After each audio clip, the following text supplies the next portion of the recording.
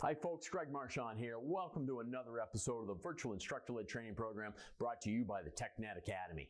In this episode, we're going to talk about the customer buying process just in general. We will break down each step in 5 separate episodes, 6 including this one. But I wanted to talk to you about the importance of the customer buying process and the fact that everything that we present and describe as part of that customer buying process is science. I didn't make this part up, all right? All I did was I read through the research, I read through the white papers, I saved you a whole bunch of time and brain damage, no pun intended, and consolidated all of what we know in terms of how the customers, including us, so when I say the customers, I say all customers, we, are wired when it comes to making a purchase, buying something, or even wanting to buy something. The customer buying process is so important that I thought it was really important to break this out of the entire program and talk about it. Because the customer buying process, when I say it's what you have to work with when selling, I mean you have to influence the customer buying process. You have to support the customer's natural way that they move through the process of purchasing. You can't fight it. It's the natural order of things. And the more you understand that, the much better you're going to get at selling. Because this is just the way that we are wired. And I'll try to use some real examples so that you can understand, hey, you know what, that is the way I think when I buy something. Are there going to be nuances? Of course there will be, because I took a lot of research and I boiled it down into 5 steps. So is it 100%? No, but it's probably 99% or 98% if you want to push back. So for most of what you're going to do, the customer buying process is really, really important to remember. If you support it, if you nudge it along, if you remember it, and can work within it with your sales process, you're going to get results. Now, we know a lot about it because a lot of research has been done by marketing companies, by psychologists and psychiatrists regarding how and why people make purchases. You know, it's easy to sell anything when the problem and the fix for that problem is right there obvious. My refrigerator died, it no longer works, I've got to go buy a new refrigerator. Well, you've got a problem. All your food's going to go bad if you don't solve the problem. The fix is obvious. I've got to go make a purchase to solve my problem. Now, the salesperson, do they need to help you decide which refrigerator to buy? Sure they do. But you're going to buy regardless, especially if you're in a bind. Right? I mean, if you're leaving on vacation tomorrow and your refrigerator dies today, you're not going to take a whole lot of time to make a decision, are you?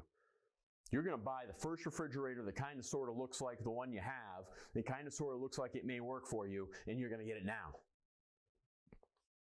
Well, how much of a job does that salesperson have to do for you? Not much, right? They basically got to say, what color, how big? And can I take it to the truck for you? It's obvious. And so the selling is easy. But the problem is when to the customer, not to you, to the customer, the problem isn't obvious. They can't see it.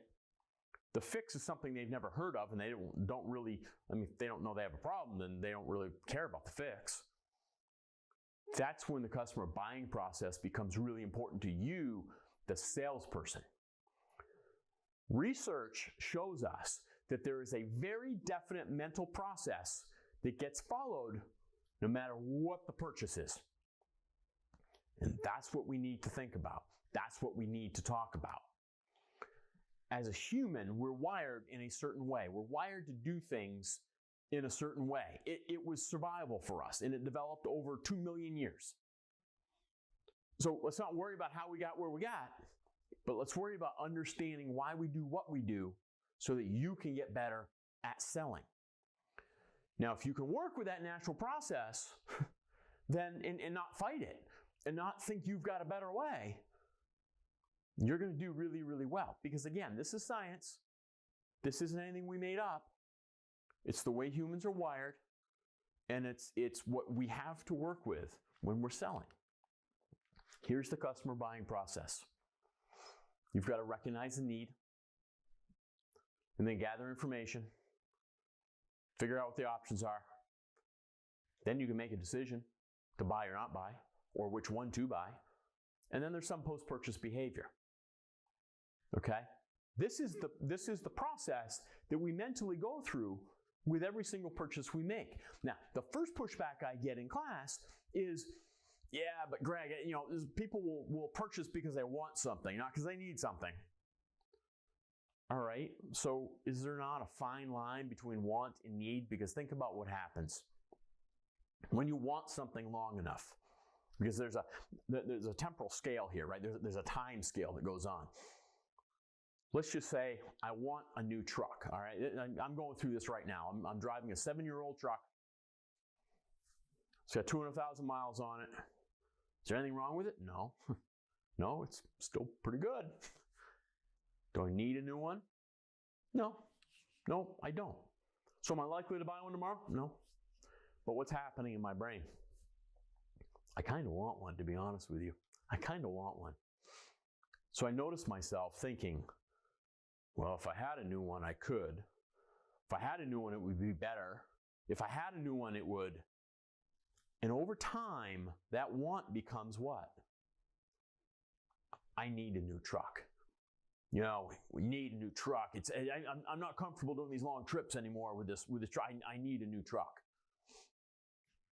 So put $4,000 into the one you have and be more comfortable. No, because then I shift to a different excuse. A different reason, right? So really, it's the need that drives our purchase. We can argue about want versus need. In the service environment, the automotive service environment especially, we have to get to need.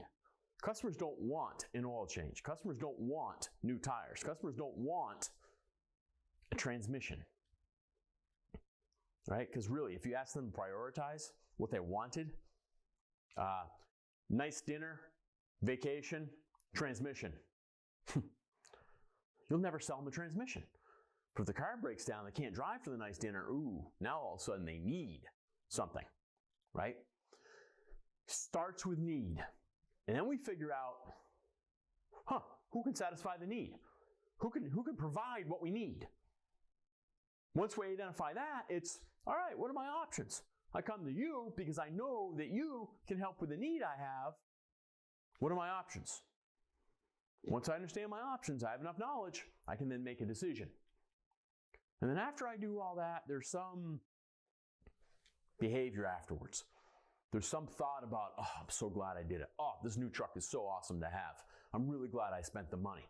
Or, that old one wasn't so bad and it was paid for and now I got $1 billion a month payment and, ooh, man, I wish I had that money back. You have some thought and you have some behavior afterwards. All right? Here's another example. I am hungry, right? Everybody relates to food. So here's what I use in class. I am hungry. I need food. That's my need. I need food because I'm hungry. Now, you ever gone grocery shopping when you're hungry? What happens, right? Enough said. The reason that happens is because hunger is a core human need. You ain't going to live without food. So your brain has a need. Once you identify where the food can be at, McDonald's, Burger King, Pizza Hut, because y'all have those, I use those as examples. Oh, okay. I feel like pizza today. You go to Pizza Hut, I am hungry, that's your need. Pizza Hut, McDonald's, or Burger King are my choices. That's where I can get food. I look at the menu at Pizza Hut.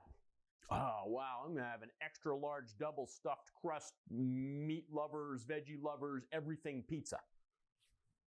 Because that's what's available. And that's my decision. I want that. So I had a need. I'm hungry. I figured out who had food. I figured out what food was available on the menu. And then I decided what I wanted, my purchase decision. And then I had some post-purchase reaction. oh, I swore I would never eat one of those, whatever it was again. Or, oh, wow, man, that was good. Now I'm ready to go the rest of the afternoon. All right. How about another example? I need a new sign for my shop. I need a new sign. Thing's falling down. Paint's peeling. It's pretty bad. I don't like that logo anymore either. I want to change the logo too. I need. That's my need. I have recognition of a new need. Who does signs? I have to gather information on who does signs. Hey, didn't my TechNet rep say something, or my advanced rep say something about there's a sign program on the TechNet professional website? I'll go there and check that out. So I had a need for a new sign. I looked around to see who in my area did signs. I discovered the TechNet program had a sign program. I go on the website. I look at the choices. I get a quote.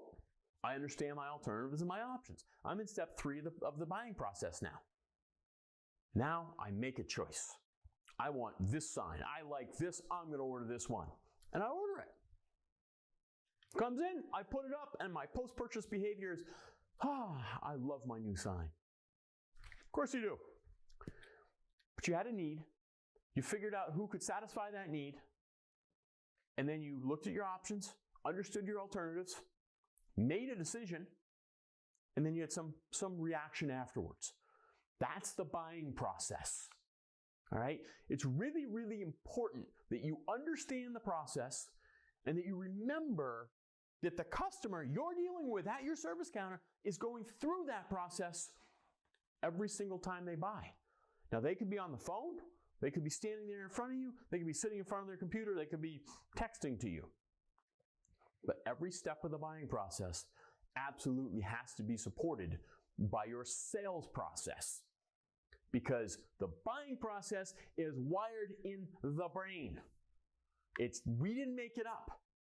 It's what you have to work with. It's what you have to deal with every day when you're selling. And I don't care if you're selling refrigerators or automotive service. This is what you need to deal with. Every sales process in the world tries to influence this buying process. I've just boiled it down to 4 steps. I have 5 steps for you. If the buying process doesn't get supported, things go awry.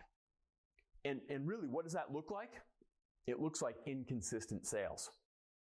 Because even the average service advisor will get sales.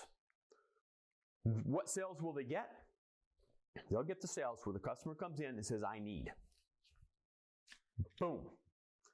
Need is already there. Right? Customer's already at your door, so they must have gathered the information about who could satisfy the need they perceived.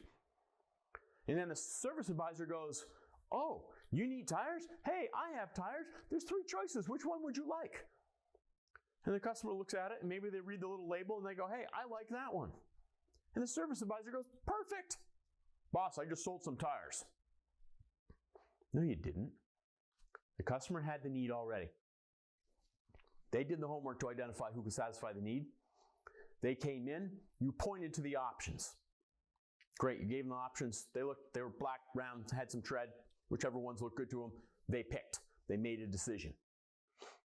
Now afterwards, when they drive away, you don't know what their reaction is going to be. You don't know what kind of experience they had. But you can say, I sold 4 tires, boss. What happens when they come in for 4 tires, you sell them 4 tires, and the courtesy inspection shows that they need front brakes? Not because they're worn out completely, but because they're down to about 0.5 millimeter. They're about to go metal on metal. Now, the customer hasn't heard anything. Car still stops fine. There's no shudder, no vibration, no nothing. And you've got to sell them brakes. That's where the average service advisor will fail. They will not get the sale because they do not understand the customer buying process. Because what do they need to do? The first thing they need to do is create need with the customer. The customer has no idea they need. They knew they needed tires, that's why they came in. Now they have no idea they need brakes. And that's where the average service advisor will trip and fall down. You're not average. You're better than average.